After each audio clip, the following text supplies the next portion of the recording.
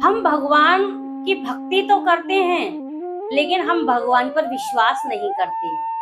हम भगवान की पूजा तो करते हैं, लेकिन भगवान से हम प्रेम नहीं करते, बल्कि हम भगवान को अपनी इच्छा पूर्ति के लिए, अपनी कामनाओं को पूर्ण करने के लिए हम भगवान को याद करते हैं। जीवन में किसी चीज का अभाव होता है, तुरंत हम हाथ जोड़कर भगवान के सामने उपस्थित हो जाते हैं, भगवान से कहते हैं प्रभु ये कार्य मेरा हो जाए। किसी भी कारण से अगर वो कार्य नहीं होता है तो फिर हमारे मन में भगवान के प्रति जो श्रद्धा, जो भाव, जो प्रेम और जो भगवान के प्रति थोड़ा बहुत विश्वास होता है हमारे अंदर, वो भी खत्म हो जाता है। कहते हैं अरे भगवान ने हमारा ये काम तो किया नहीं, रात और दिन हम भगवान की भक्ति कर रहे हैं, फिर भी भगवान ने हमारी ये बात सुनी नहीं। यानी कि हम अपनी कामनाओं को पूर्ण करने के लिए, अपनी इच्छाओं को पूर्ण करने के लिए भगवान की हम भक्ति कर रहे हैं, भगवान की हम सेवा कर रहे हैं। उसमें हम कहीं भी भगवान के प्रति समर्पण नहीं है, हम भगवान के प्रति कहीं भी पूर्ण रूप से समर्पित नहीं है। क्योंकि भगवान की अगर भक्ति होगी तो उसमें हमारा कोई भी स्वार्थ नहीं होना चाहिए, केवल निश्चल भाव होना चाहिए, निश्चल प्रेम होना चाहिए, निश्चल भक्ति होनी चाहिए। अगर ऐसा भाव हमारा है तो भगवान हर पल 24 घंटे आपका साथ देने को तैयार है। लेकिन हाँ, अगर आप सौदागर बनोगे, आप भगवान से हर पल सौदा करते रहोगे, भगवान से हर पल मांगते रहोगे, भगवान अगर ये चीज आपने मुझे दे दी तो मैं आपको 10 रुपए अर्पित करूंगा, अगर आपने मुझे ये नौकरी दे दी तो मैं आपकी कथा कराऊंगा, भगवान आपने मुझे ये दे दिया तो मैं आपको ये दूंगा।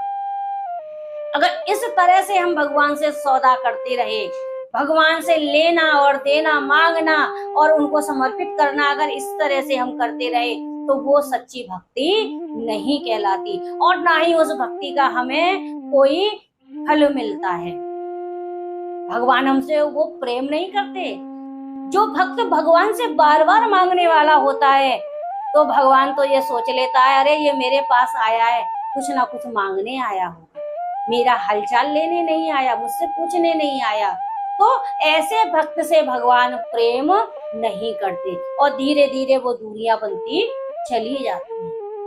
आप भगवान की भक्ति नहीं बल्कि भगवान पर विश्वास करके देखो, आप भगवान से प्रेम करके देखो, फिर आप देखिए कि आपके साथ, आपके हर पल, हर क्षण भगवान कैसे सारे कार्यों को करते चले जाते हैं। एक छोटा सा उदाहरण, 2 सहेली थी, एक का नाम मोहिनी था और दूसरी का नाम सुंदरी था और वो वृंदावन में रोज सब्जी बेचने जाया करती। यमुना जी को पार करना उनका रोज का काम रहता था। नाव में बैठती थी और अपनी सारी सब्जियों को इकट्ठा कर लिया करती थी और वृंदावन जाती थी और जाके उन सब्जियों को बेचकर शाम को पुनः फिर अपने घर वापस नाव के द्वारा ही आया करती थी। ये चलता रहा, बहुत समय चलता रहा। वो भगवान की भक्ति, भगवान की पूजा, इसके लिए उनके पास कोई समय नहीं था और ना ही वो ये जानती थी भक्ति क्या होती है, भगवान कृष्ण कौन है, या भगवान की नगरी में तो वो सब्जी बेचने जा रही थी लेकिन भगवान के बारे में उन्हें कोई ज्ञान नहीं था। सब्जी बेचते बेचते बहुत समय हो गया। एक दिन उनकी सब्जी समय से पहले खत्म हो गई, यानी कि पूरी उन्होंने सब्जी को बेच दिया। अब उनके पास समय था, 2-3 घंटे का समय था। अब वो विचार करने लगी कि अगर हम पहले वहां चले जाते हैं घर पर तो हमारी सासू माँ हमसे कहेंगी कि लगता है कि आज तुमने सब्जी अच्छे से नहीं बेची और उल्टी सीधे दामों में तुमने सब्जी बेच दी। इतना समय जो हमारे पास 2-3 घंटे हैं, इन्हें ऐसा करते हैं बहन सुंदरी, यहीं पर हम व्यतीत कर लेते हैं। तो यमुना जी के किनारे एक संत प्रवचन कर रहे थे। वो दोनों सखी मोहिनी और सुंदरी उन्हीं संत भगवान के आश्रम में पहुंच जाती हैं और वहां पर संत भगवान के प्रवचन चल रहे थे। तो संत भगवान के प्रवचन में वो दोनों सहेली बैठ जाती हैं और बैठकर वो प्रवचन सुनने लगी। संत भगवान ने उन्हें समझाया, जितने भी भक्त बैठे हुए थे सबको, कि मनुष्य का जो जीवन है वो बहुत मुश्किल से मिलता है और मनुष्य जीवन में हमें भगवान का चिंतन करना चाहिए, भगवान कृष्ण का हमें स्मरण करना चाहिए, क्योंकि सारे संसार के जो मालिक हैं, सारे संसार के जो रचयिता हैं, वो भगवान श्री कृष्ण हैं। उन्होंने इस तरह से जब संत की वाणी के द्वारा प्रवचन सुने तो उन्होंने सोचा कि कृष्ण कौन है। और महाराज जी ने बताया कि अगर भाव से आप उन्हें भोजन खिलाओगे तो वो भोजन भी करेंगे, भाव से आप उन्हें प्रेम करोगे तो वो आपसे भी प्रेम करेंगे। आप एक बार उनसे प्रेम करके देखो, एक बार उनकी आप भक्ति करके देखो, तो आप देखिए आपकी जिंदगी बदल जाएगी। दोनों सखियों ने 2 घंटे तक वहीं पर प्रवचन सुने। सुनने के बाद में वो अपना घर वापस आने लगी। शाम को वो घर पहुंचती हैं। फिर दूसरे दिन उन्होंने सब्जी नौका में भरी और फिर वृंदावन के लिए वो आ जाती है। जहाँ पर वो सब्जी बेच रही थी, यमुना जी के किनारे बैठकर ही वो सब्जी बेचा करती थी, वहां पर एक संत आए और वो संत, एक टोकरी थी और उस टोकरी में भगवान कृष्ण को, छोटी सी टोकरी थी और उसमें बाल गोपाल बैठे हुए थे और उस टोकरी को ऊपर से उन्होंने ढक दिया, ढककर और वो वहीं पर बाल गोपाल को रख जाते हैं। वहीं पर अपने वस्त्र, अपना झोला और डंडा सब रख दिया और यमुना जी में स्नान करने के लिए चले जाते हैं।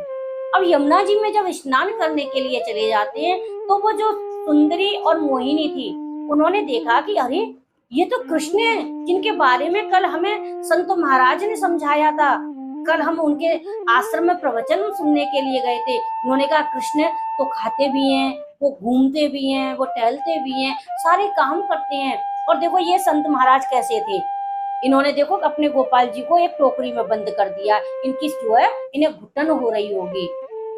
तो उन्होंने तुरंत उस टोकरी में से भगवान कृष्ण के ऊपर जो ढक्कन लगा हुआ था उसको हटा दिया। और जैसे ही वो हटाया तो उन्होंने देखा अरे ये तो टेढ़ी इनकी जो टांग हो रही है और इनके हाथ भी टेढ़े हो रहे हैं, इन्हें तो आराम भी नहीं मिल रहा होगा, छोटी सी जगह है। तो सुंदरी ने कहा कि भगवान कृष्ण को तो बहुत कष्ट हो रहा होगा और देखो छोटी सी जगह में इन बाबा ने इनको कैसे बिठा लिया है। उन्होंने तुरंत कहा कि इनके पैरों को सीधा कर देते हैं, इनके हाथों को सीधा कर देते हैं, इन्हें आराम से लिटा देते हैं। अब उन्होंने ऐसा ही किया क्योंकि उन्हें विश्वास था, उन्हें संत की वाणी पे विश्वास था, उन्होंने जो प्रवचन सुना था उस पे विश्वास था। उन्होंने कहा भगवान कृष्ण खाते भी हैं, सोते भी हैं, पहनते भी हैं, डोलते भी हैं और ये आज इतने कष्ट में हैं कि छोटी सी टोकरी में बैठे हुए, इनके टेढ़े पैर हो रहे हैं, टेढ़े हाथ हो रहे हैं और संत महाराज देखो और स्नान करने के लिए गए हैं और इनको इसी तरह से इसी अवस्था में छोड़ गए हैं। और ये भी नहीं हुआ कि लाओ इनको भी ले जाएं, इनको भी स्नान कराना है। तो उन्हें दोनों सखियों ने कृष्ण भगवान के हाथ को सीधा किया तो भगवान कृष्ण ने अपना हाथ सीधा कर दिया, उनके पैर को सीधा किया तो उनके पैर को भगवान कृष्ण ने अपना पैर सीधा कर दिया। भगवान की जो कमर थी, बैठने की अवस्था थी मूर्ति में, उन्होंने कहा कि इनको जरा आराम कर लें तो इनकी कमर सीधी हो जाएगी, तो भगवान सीधे हो गए। यानी कि जो मूर्ति ठाकुर जी इस तरह से बैठे हुए थे, इस तरह से बैठे हुए थे ठाकुर जी, वो ठाकुर जी बिल्कुल सीधे हो जा। अब उनको उस टोकरी में उन्होंने आराम से लिटा दिया। इतनी देर में वो संत जी स्नान करके आ रहे होते हैं तो दोनों सखियों ने देखा अरे संत जी आ रहे हैं, कहीं ऐसा ना हो कि ये सोचें कि हमारे ये गोपाल जी को लेके जा रही हैं। तो वो तुरंत वहां से जाने लगी तो तुरंत संत जी ने उन्हें रोक लिया कि आप यहाँ क्या कर रही थी। तो उन्होंने कहा नहीं कुछ नहीं कर रही थी। कि नहीं कुछ तो कर रही थी। कि नहीं आपने गोपाल जी को एक टोकरी में और ऐसे बैठे हुए थे, बेचारे परेशान थे, थके हुए थे और उनका हाथ भी ऐसे हो रहा था, उनके पैर भी टेढ़े हो रहे थे। तो जब आप स्नान करने गए थे महाराज जी तो आप भी इनको स्नान करा देते, आप इनको क्यों नहीं ले गए गोपाल जी को। तो उन्होंने कहा कि हाँ मुझे ले जाना चाहिए था, कि देखो अभी हमने इनको लिटा दिया है, अभी ये आराम कर रहे हैं। संत जी की जैसे ही टोकरी पे दृष्टि गई तो देखा जो गोपाल जी इस तरह से हाथ करके और टेढ़ी टांग करके बैठे हुए थे वो तो आराम से सतर होके सो रहे हैं। अब तो वो संत जी चौंक जाते हैं। इतनी ही देर में वो दोनों सखी जो है मोहिनी और सुंदरी वहां से चली जाती हैं। अब संत जी ने देखा कि अरे ये तो गोपाल जी मेरे सीधे हो गए, ये कैसे हो गया। अब वो उनकी खोज करने लगे, यानी कि उन दोनों सखियों को वो ढूंढने लगे। संत जी सखियों ने दोनों ने अपना सब्जी बेची। उस दिन भी सब्जी आराम से और सही समय पे उनकी खत्म हो गई। उन्होंने सब्जी को समय से बेच दिया और फिर उनके पास आज फिर 2 घंटे रह जाते हैं। अब वो सोचने लगी कि 2 घंटे कल तो हमने उन संत के पास व्यतीत कर लिए, चलो देखते हैं उस आश्रम में आज भी प्रवचन हो रहे होंगे तो 2 घंटे हम वहीं पर छाया में बैठ जाएंगे।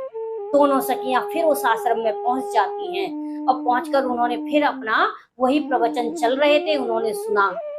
संत जी ने एक मंत्र दिया सभी को कि आपको अगर कुछ नहीं आता है, आपको नाम जाप करना नहीं आता है, तो बस राधे कृष्णा राधे कृष्णा राधे कृष्णा का आप बस जाप करते हैं।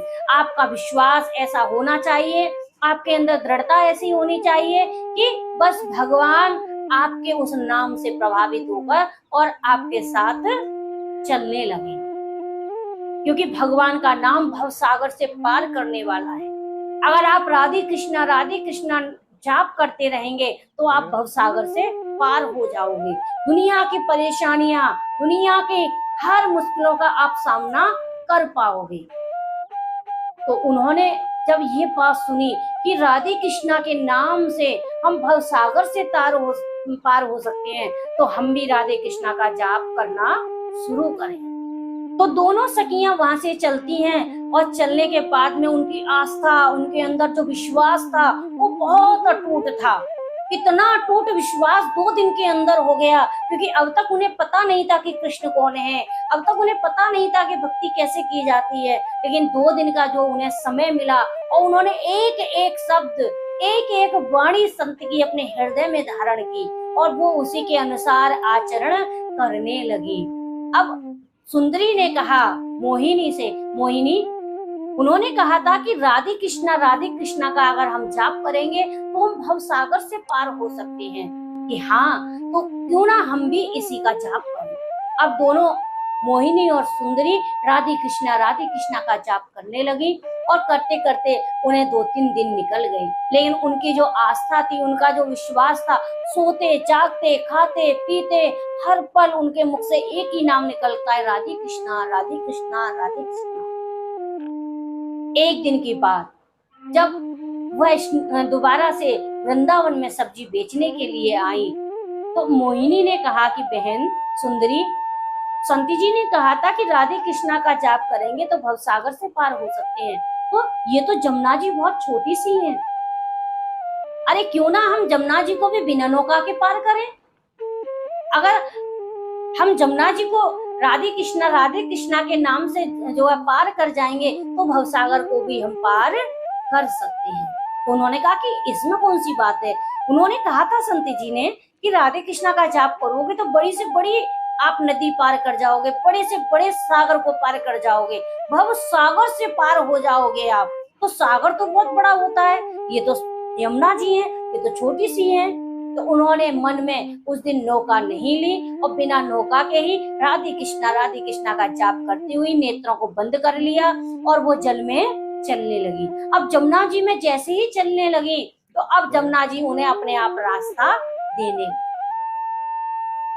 जब जमुना जी ने उनको रास्ता दे दिया और वो राधे कृष्णा का जाप करती हुई अपने परिवार में यानी कि अपने घर तक पहुंच जाती हैं, उन्हें पता ही नहीं चलता कि वो अपने घर कब पहुंच गई।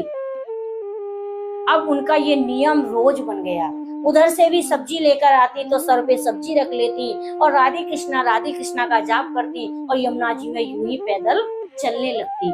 यमुना जी उन्हें यूं ही रास्ता देने लगी। रोज इसी तरह से वो कर रही थी। एक दिन दोनों सखियों ने विचार किया कि क्यों ना हम संत भगवान को, जिन्होंने हमारे इतने पैसे बचाए हैं, क्योंकि रोज हमारे 10-15 रुपए नौका पार करने में जाते थे, 10 रुपए इधर से जाते थे, 10 रुपए उधर से जाते थे, 20 रुपए मेरे जाते थे, 20 रुपए बहन तुम्हारे भी जाते थे, और हमारे ये पैसे बचाए हैं और ये पैसे जो हमारे बचे हैं इनसे क्यों ना हम संत भगवान को भोजन करा दें। तो जिनके आश्रम में जाकर उन्होंने जिन संत की वाणी को सुना था, जिन संत की वाणी को सुनकर उनके हृदय में विश्वास जगा था भगवान के प्रति श्रद्धा जगी थी, भगवान से वो प्रेम करने लगी थी, दोनों सखी संत के पास जाती हैं और संत भगवान से विनय करती हैं, हम चाहते हैं कि कल हमारे घर आप आए और प्रसादी ग्रहण करें। संत भगवान ने कहा कि कोई बात नहीं है, हम आपके साथ चलेंगे। संत भगवान को लेकर वो चलने लगी।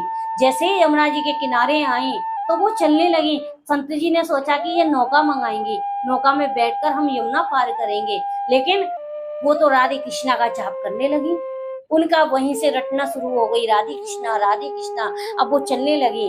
अब पीछे मुड़ के देखा तो संत जी वहीं पर खड़े हुए हैं। संत जी सोचने लगे कि ये कैसे, अरे ये जल के ऊपर और बिना नौका के यूं ही आराम से चली जा रही हैं और जमुना जी को रास्ता दिए जा रही हैं। तो दूर से आवाज दी दोनों ने, महाराज जी आप आ जाइए।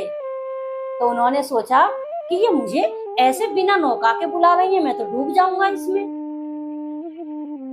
उन्होंने कहा कि महाराज जी आप आ जाइए, आप चिंता मत कीजिए, आप ही ने तो कहा था कि राधे कृष्णा का जाप करने से और भवसागर से पार हो जाते हैं, तो ये तो छोटी सी एक यमुना जी हैं, हम तो इनको आसानी से पार करते हैं और रोज हम करते हैं पार। अब मोहिनी ज्योति राधे कृष्णा का जाप करती हुई यमुना पार कर जाती है। अब ये देखकर संत जी एक साथ आश्चर्यचकित हो जाते हैं।